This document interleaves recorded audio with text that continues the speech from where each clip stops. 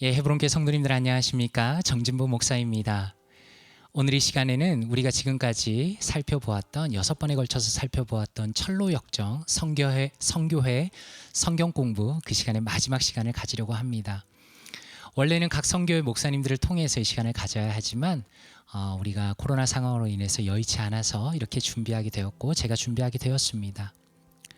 아마 성도님들께서는 시간이 벌써 꽤 많이 지났기 때문에 철로역정이 도대체 무슨 이야기였는지 기억 못하실 분들도 계실 것입니다. 그래서 지나온 이야기 속에서 어떤 이야기가 있었는가에 대해서 잠깐 먼저 설명드리면서 오늘 내용으로 진행하려고 합니다. 우리가 지나온 얘기는 이런 이야기가 있었습니다. 아시는 것처럼 철로역정은 저자인 존 버년의 꿈 이야기로 시작이 되지요. 장차 망할 도시, 줄여서 장망성에 살고 있던 크리스천은 성경을 읽고 자신의 운명을 깨닫게 됩니다. 울고 있는 그에게 전도자가 찾아오죠. 그리고 좁은 문을 향해 가라고 말합니다. 그리고 드디어 그의 신앙의 여정이 시작이 됩니다. 우리가 기억하는 것처럼 크리스천의 순례의 길은 고난과 어려움이 계속되었습니다.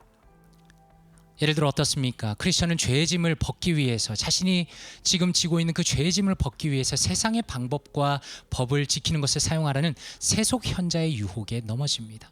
그러나 그는 결국 좁은 문에 도착하지요. 그리고 그 좁은 문을 통과하여서 해석자의 집에 도착합니다. 그리고 그 해석자의 집에서 영적인 세계에 대한 깊은 이해를 얻게 됩니다. 성도님들께서는 그 해석의 내용들 가운데 어떤 것이 혹시 기억나십니까? 저는 개인적으로 굉장히 마음에 와닿았던 것은 기름 부으시는 그리스도의 모습입니다. 악한 마귀는 반대편에서 우리의 영적인 뜨거움과 그 하나님을 향한 불타는 사랑을 꺼뜨리기 위해서 물을 계속 붓지만 우리 주인이신 예수 그리스도께서 기름을 계속 부으심으로 하나님을 향한 사랑과 그 불타는 마음에 계속 불을 지피신다는 것을 존 버년은 보여주고 있습니다. 크리스천은 결국 십자가 앞에 도달하게 되고 그의 죄의 짐을 벗게 됩니다. 물론 이 십자가의 짐을 벗게 되는 것은 단순히 순례가 끝나는 것이 아니라 이제 본격적으로 그의 순례의 길이 시작되는 것을 의미하는 것이죠.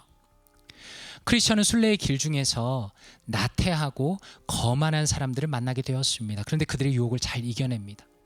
그리고 그는 교회를 빗댄 아름다움이란 궁전에 도착합니다. 그 아름다운 궁전에 보니까 주인이신 하나님의 은혜의 역사를 기록한 내용들이 많이 있었고요. 그리고 크리스천은 거기서 하나님께서 주시는 그 병기로 무장을 하게 됩니다. 그 은혜의 역사는 어떤 것이 있었습니까? 하나님께서 얼마나 많은 믿음의 사람들을 그의 뜻에 맞춰서 아름답게 사용하셨는가에 대한 은혜의 내용들이 있었죠. 그래서 그 아름다움이란 궁전에서 교회를 빗댄 바로 그곳에서 하나님의 역사와 또 하나님의 대적자들에 대항하여 싸울 수 있는 병기를 얻게 됩니다. 그리고 나서 크리스천은 겸손의 골짜기에서 마귀 아볼로온을 만납니다. 마귀는 그를 처음 보았을 때 회유합니다. 너가 나에게 다시 돌아오면 내가 잘해주겠다. 너는 죄인이 아니냐. 온갖 말로 회유하지만 결국에는 크리스천이 넘어가지 않는 것을 보고 그와 싸우게 됩니다. 크리스천은 담대하게 그와 싸우고 결국 이기게 됩니다. 그런데 그것이 끝이 아니었죠. 사망의 골짜기에서 사망의 골짜기를 지나가게 됩니다. 바로 그곳에서 정말 어려움을 겪었는데 하나님 앞에 기도하면서 또 앞서가고 있는 다른 성도의 그 외침으로 격려의 외침을 통해서 이겨내게 됩니다. 그리고 그 골짜기를 넘어서서 크리스천과 같이 살고 있던 같은 도시에 살고 있던 믿음이라는 사람을 만나서 동행하게 됩니다. 그리고 함께 하다가 신앙을 수치로 여기는 수치라는 사람의 유혹 역시 물리치게 됩니다. 그리고 나서 크리스천과 믿음은 아주 중요한 곳에 도착하죠. 그것은 허영의 도시라는 곳입니다. 허영의 도시는 세상에 온갖 보물들이 가득하고 또 그곳에서 사람들에게 그것을 사고 파는 아주 세상적인 것을 의미하는 것입니다. 그곳에서 크리스천과 믿음은 유혹을 뿌리칩니다. 그런데 바로 자신들의 물건을 무시하고 사람들을 무시하였다는 모함을 받고서는 결국 믿음은 그 도시에서 순교하게 됩니다. 크리스천은 풀려나게 되고 그리고 그 이후에 그 마을에서 회심한 소망이라는 사람과 함께 동행하게 됩니다.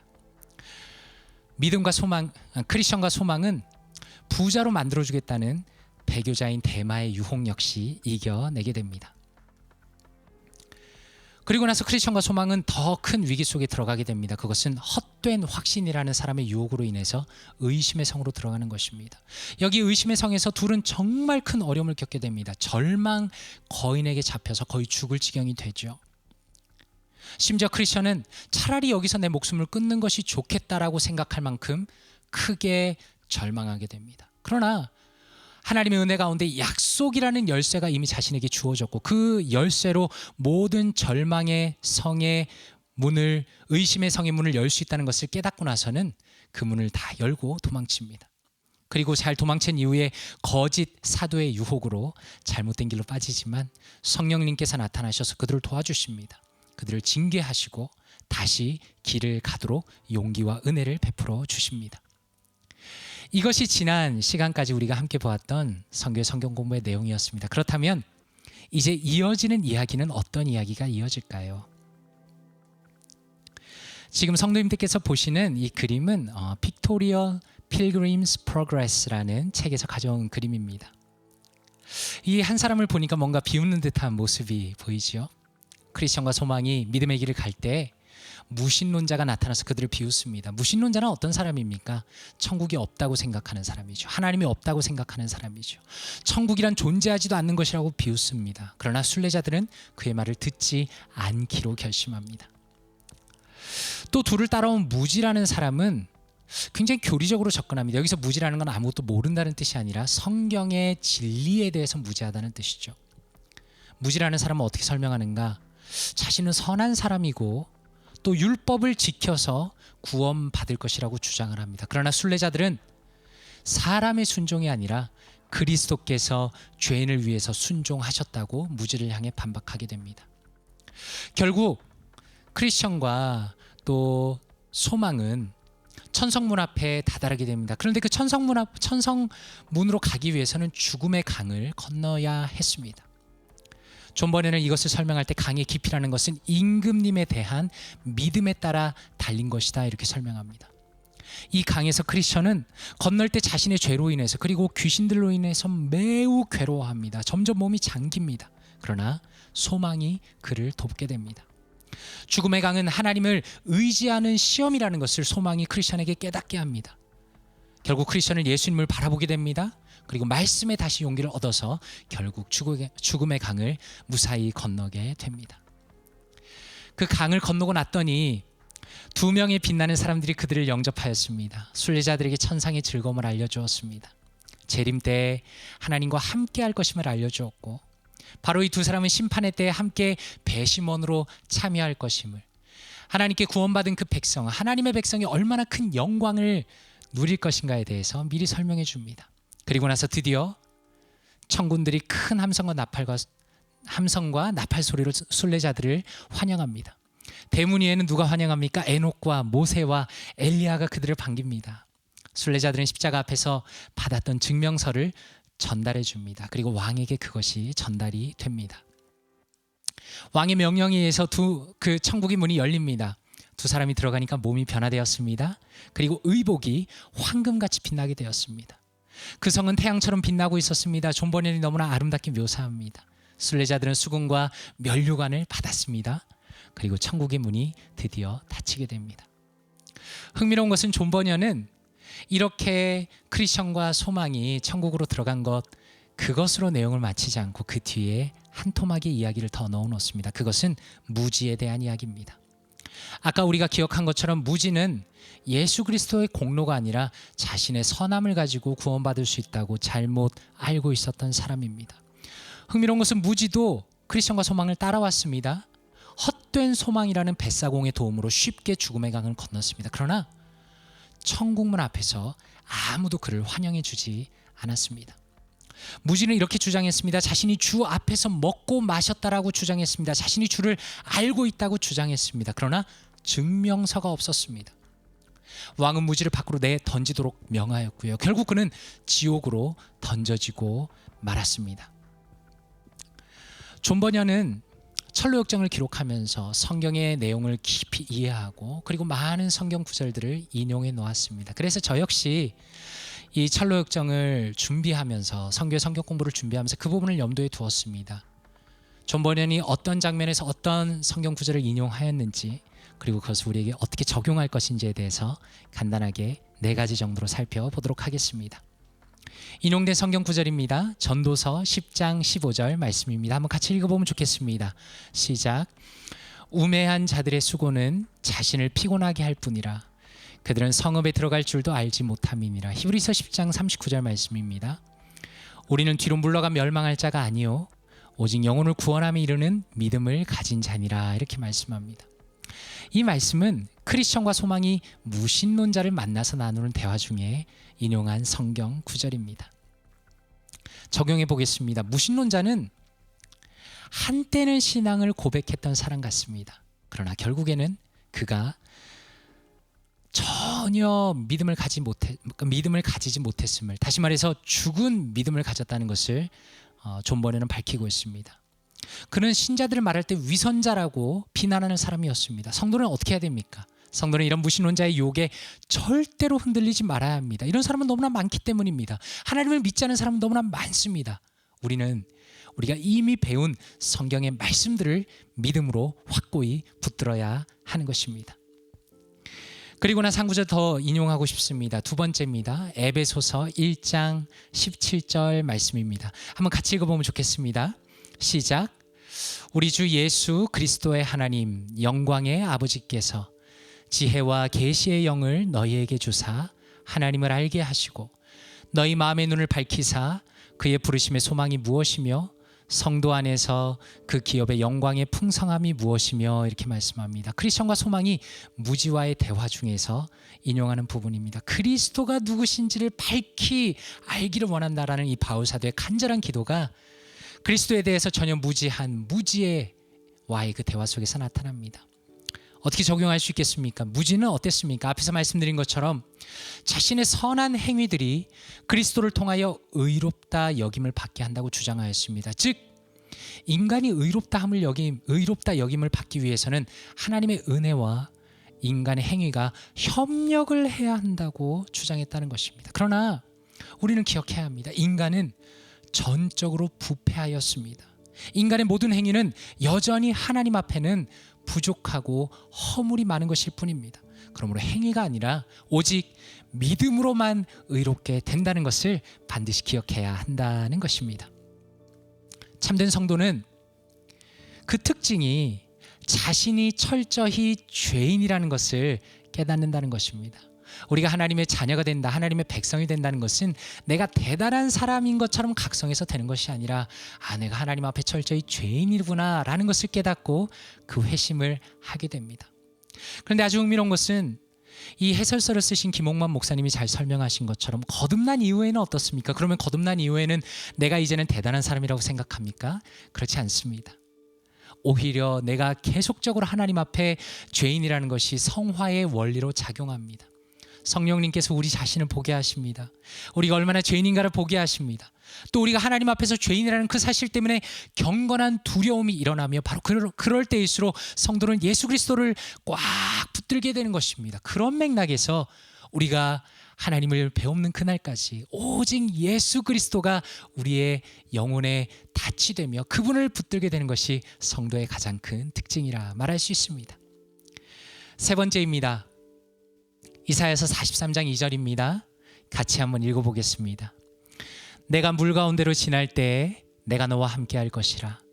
강을 건널 때에 물이 너를 침몰하지 못할 것이며 내가 불 가운데로 지날 때에 타지도 아니할 것이요 불꽃이 너를 사르지도 못하리니. 이렇게 말씀합니다. 이 내용은 크리스천과 소망이 천성문으로 가는 그 죽음의 강을 건널 때의 대화 중에 존 버년이 인용하였습니다.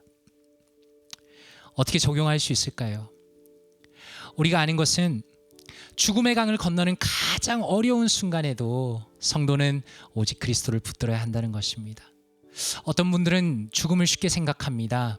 오랫동안 죽음을 준비했다 이렇게 생각합니다. 그러나 오랫동안 믿음으로 죽음을 준비한다 하더라도 죽음의 순간에는 차가운 강물이 밀려오는 것과 같은 주저하는 마음과 심판자 앞에 나간다는 두렵고 떨리는 마음이 드는 것이 연약한 인간의 모두의 모습이라는 것입니다. 중요한 것은 주님께서는 바로 그 우리의 죽음의 시간에 주님의 주님을 향한 믿음을 보기를 원하신다는 것입니다.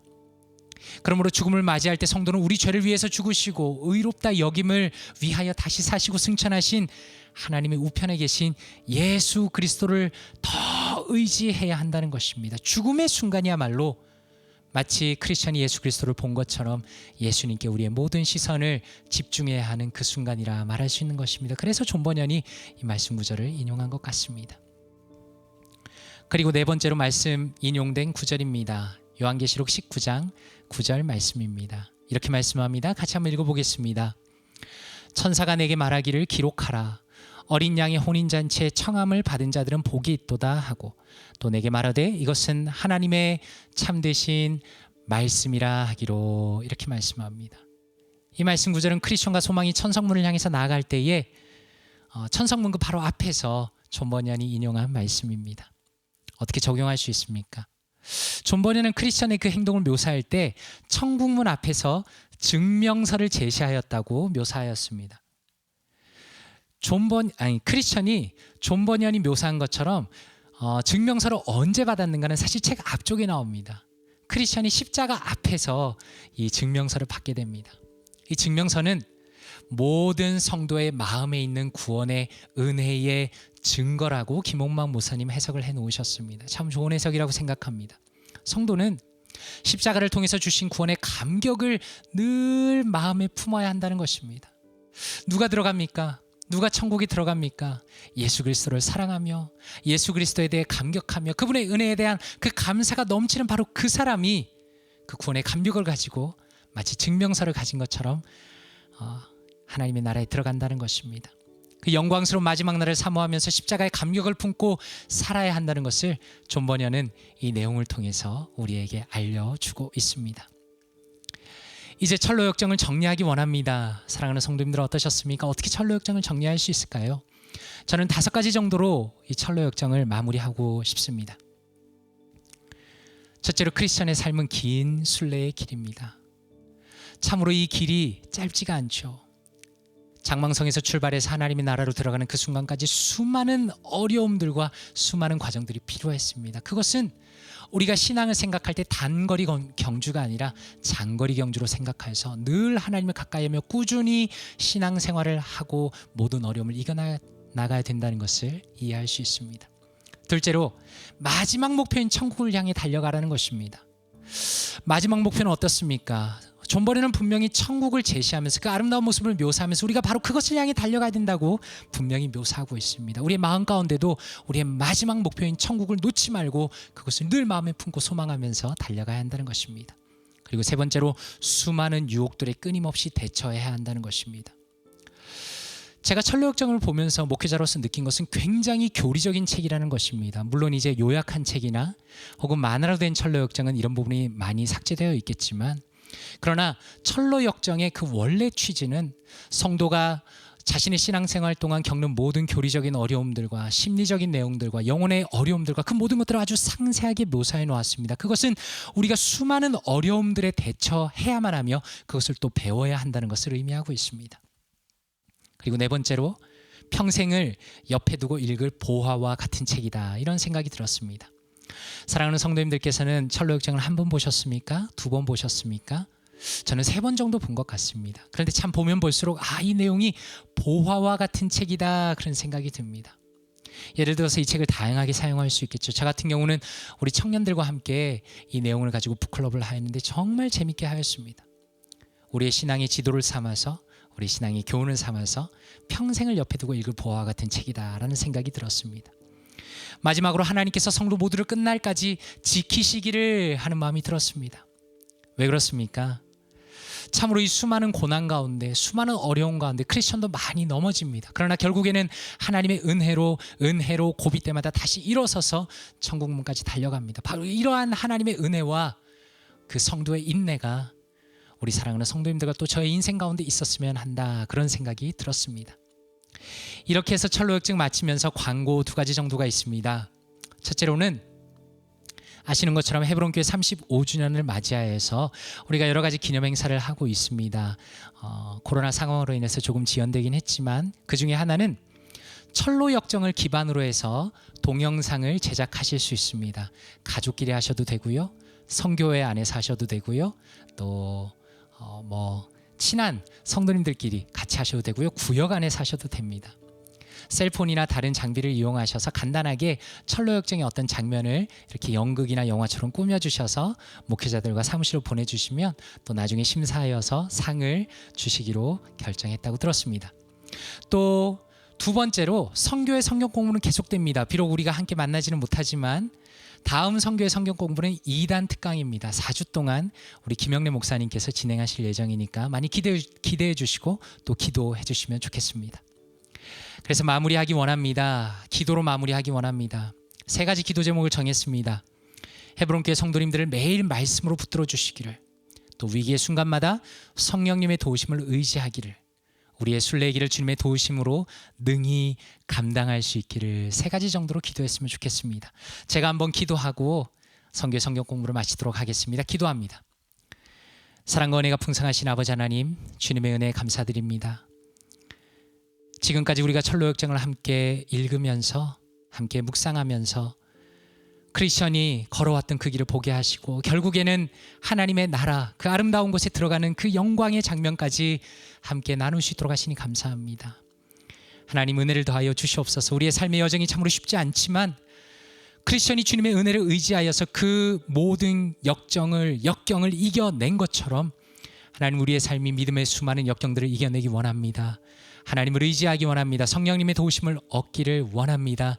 모든 교리적인 오류들과 삶에 넘어지는 것들을 이겨내어서 하나님의 천국에 그 들어가는 날까지 달려가길 원하오니 은혜를 더하여 주시옵소서.